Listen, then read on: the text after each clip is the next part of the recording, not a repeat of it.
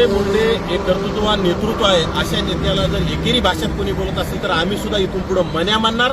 आणि या राज्यामध्ये गृह विभाग आहे, कोणाचे 22 सोडून 2200 जरी प्रकरण असले तर गृह विभाग गृहमंत्री सक्षम आहे, त्याच्यामध्ये तपास करतील आणि योग्य ती कारवाई करतील. पण ह्या खरजुल्या कुत्र्याला कोणी अधिकार दिला, कुणाला धन्या मानायचा, कुणाला काही मानायचा, म्हणजे ओबीसी नेत्याला सातत्यानं ओबीसी नेत्यांची विशेषतः धनंजय मुंडेची विष्ठा खाल्ल्याशिवाय ह्या मन्याला करमत नाही.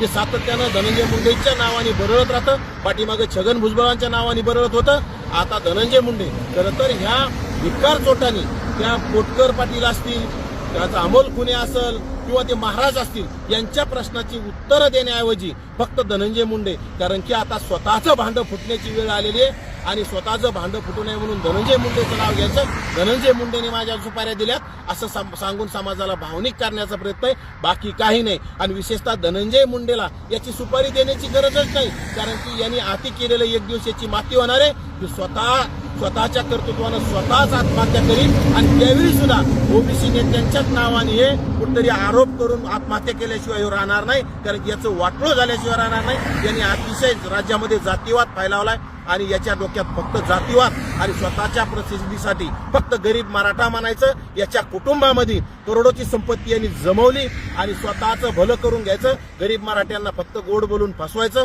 भावनिक करून फसवायचं. स्वतःच्या लेकराला 5000चा मोबाईलची अवकात नसताना आज आयफोन सारखे याच्या कुटुंबामध्ये मोबाईल आहेत. या भिकार चोटाकडे खरं तर मराठ्यांनी सुद्धा आता लक्ष दिलं नाही पाहिजे आणि खरं तर याचीच चौकशी करून याला जेलमध्ये टाकण्याची वेळ आली. त्यामुळे धनंजय मुंडेवर आरोप केले जरी असतील तर गृह विभाग त्याची तपासणी करेल, परंतु माझी राज्याच्या गृहमंत्र्याला कळकळीची विनंती, त्या भिकार चोट मान्याची सगळे प्रकरण आता वर काढून याला जेलमध्ये टाकण्याची वेळ आली आणि याला तात्काळ जेलमध्ये टाकण्याचं काम राज्याच्या गृह विभागाने करावं.